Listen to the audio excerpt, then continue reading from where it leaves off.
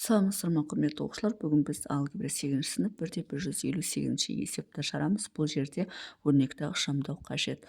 Бұл бізде мына қандай да бір санның квадраты болғандықтан ол түбірдің астынан өзі шығады. Бірақ енді бұл жерде екі санның қосындысы немесе азайтындысы болса, онда міндетті түрде оны модульге аламыз. Неге? Себебі түбірдің астынан бізде әрқашан оң сан шығу керек. Олай болатын болса, модуль түбір асты 7 минус 2 қосу модуль түбір асты 7 минус 5.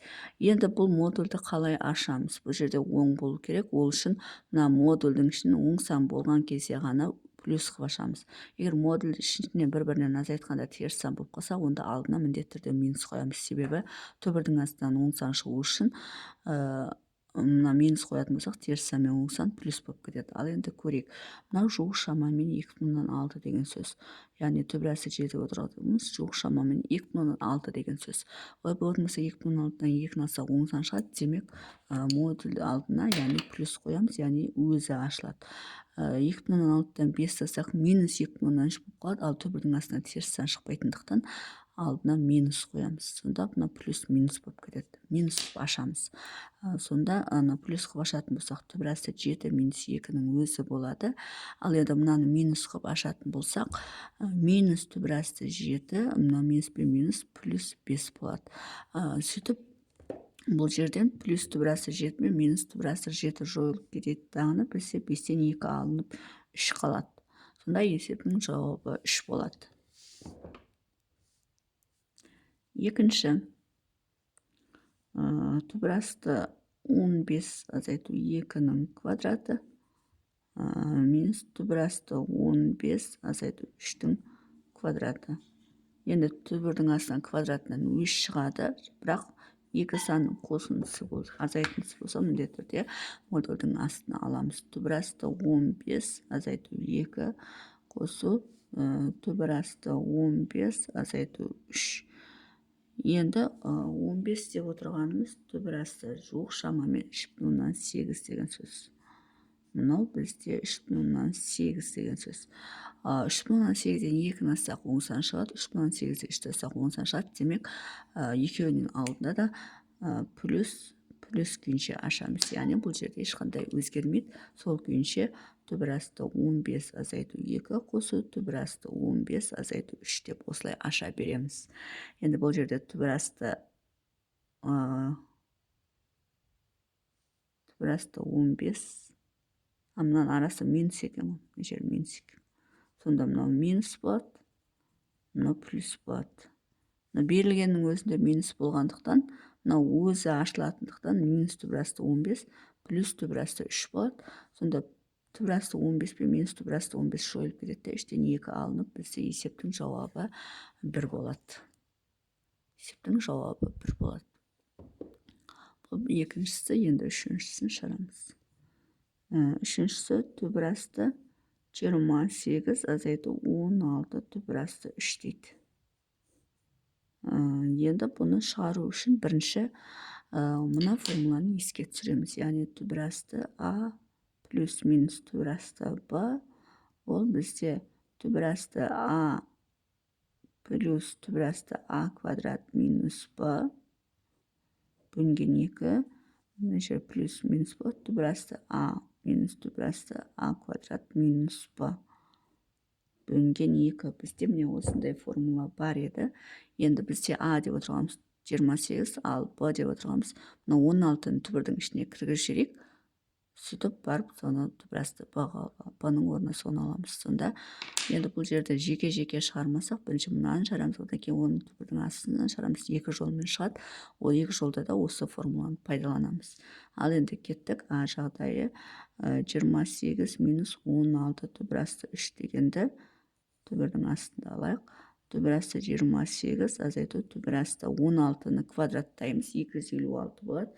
256-ны 3-ке көбейтетін болсақ, 768 болады. Яғни не істедік? 16-ны түбірдің астына квадраттап, кіргізіп, 3-ке көбейттік. Сонда міне осылай болды.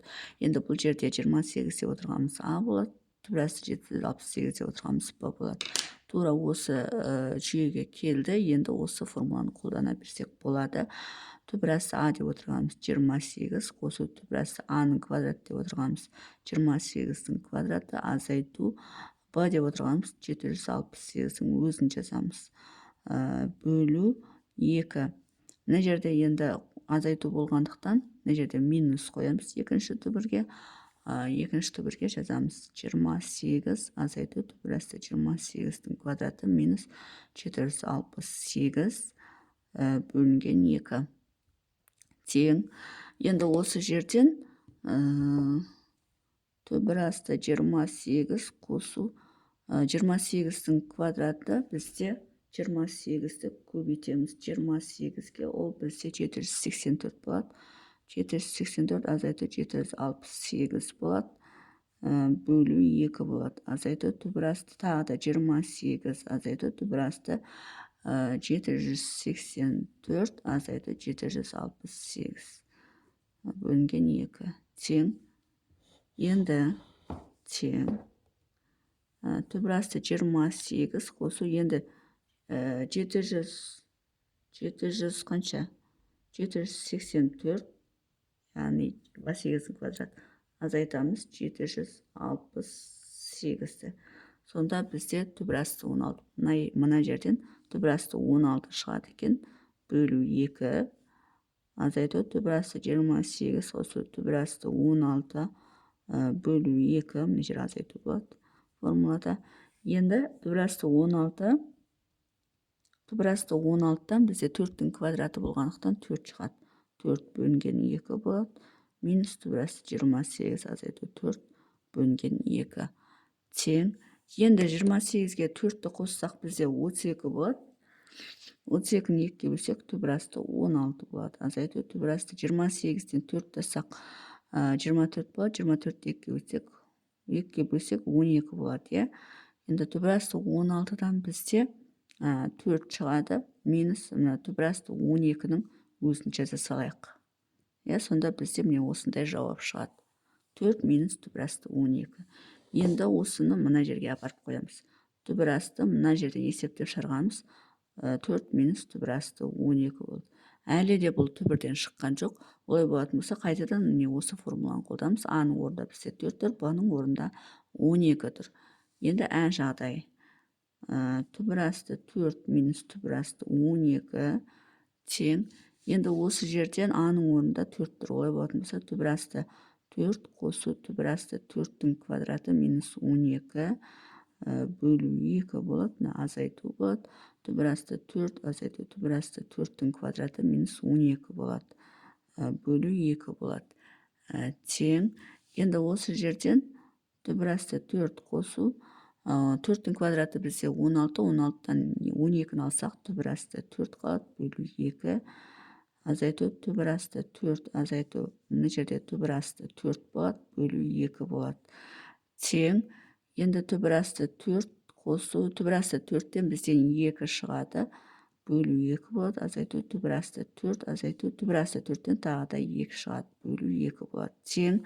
Енді осы жерден түбірасты 4-ге 2-ні қоссақ 6 болады. 6-ны 2-ге бөлсек түбірасты 3 болады. Азайту 4-тен 2-ні алсақ 2 болады. 2-ні 2-ге бөлсек 1 болады. Түбірасты 1-ден 1 шығады. Сонда есептің жауабы түбірасты 3 минус 1 болады екен. Ол деп отырғанымыз мына жерде ме? Түбірасты 3 минус 1 болады екен. Бізде осы есептің жауабы болады. Үшінші есептің жауабы түбірасты 3 минус 1 болады.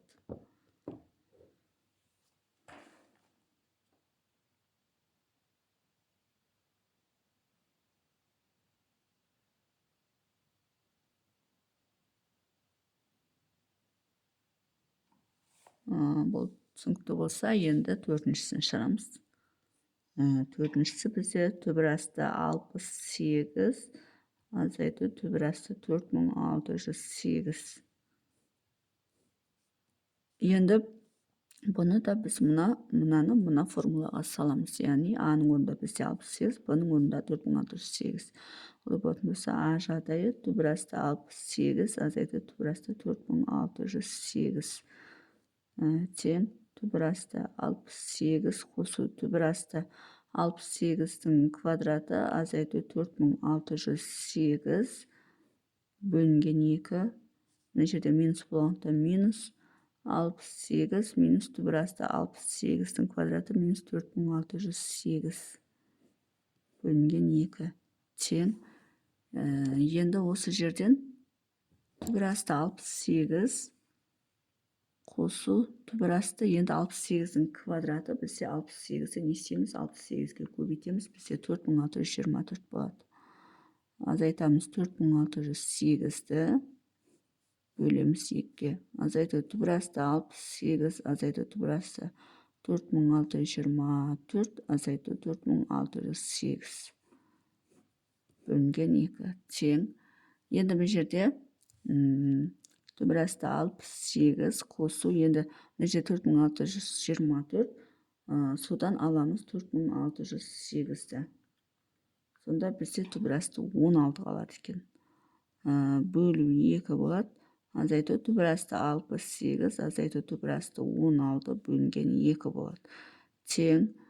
Енді осы жерден түбір асты 68 қосу түбір асты 16 деп отырғаннан бізден 16 бізде 4-дің квадраты болғандықтан 4 болады, бөлу 2 болады.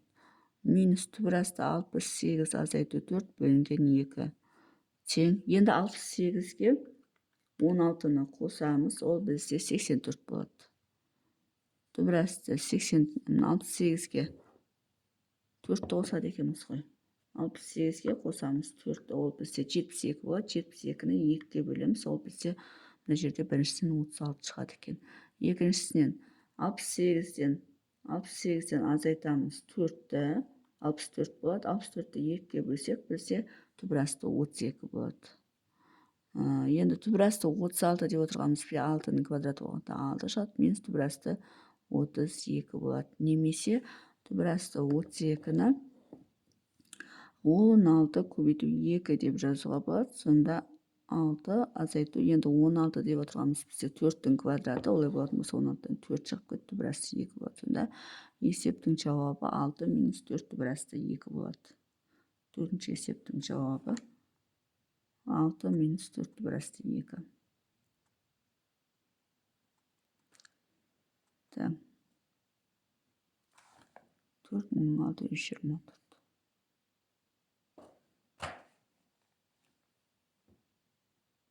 Жауапқа әлі келген жоқ екенбіз ғой. Мына жерде жауап қойдым. Осы жерден бірінші жағдайдан 6 минус түбір асты 38 шығады. Әлі жауапқа келген жоқ екенбіз. Бәсе түбір асты 6 минус түбір асты 32. Не осыған келдік. Енді бұл да түбірдің астында тұрғандықтан қайтадан болған мына формуланы қолданамыз. Яғни түбір асты а плюс б деген жағдайы түбір асты 6 минус түбір асты 32-ге тағы да формула қолданамыз. Бұл кезде түбір асты 6 плюс түбір асты 6-ның квадраты минус 32 бөлінген 2 азайту түбір асты 6, азайту түбір асты 6-ның квадраты минус 32 бөлінген 2 тең. Енді түбір асты 6 қосу 36 болады. 6-ның квадраты 36-дан 32-ні алсақ 4 болады. Түбір асты 4 бөлінген 2 болады. Минус түбір асты 6 минус түбір асты 4 бөлінген 2 болады. Тең. Енді осы жерден түбір асты 4-тен 2 шығады. Сонда 6 қосу 2 бөлінген 2 болады. Минус түбір асты 6 минус 2 бөлінген 2 болады. Енді 6-ға 2-ні қоссақ 8 болады. 8 2-ге бөлсек түбір асты 4 болады. Азайту 6-дан 2-ні алсақ 2 болады. 4 болады. 4-ті 2-ге бөлсек 2 болады. Сонда түбір асты 2 қалады. Енді мына жерде түбір асты 4-тен 2 шығады. Минус түбір асты 2 болады. Енді барып бізде жауап 2 минус түбір асты 2 болады. Ең соңғы жауап 2 минус түбір асты 2 болады. Сонда мына жерге 2 минус түбір асты 2. Бұл бізде 4-ші есептің жауабы. Сонымен есептің шығар жолы осындай. Егер есептің шығар жолы түсінікті болса, лайк басып, комментарий жазып, каналыма тіркеліп кетсеңіздер болады.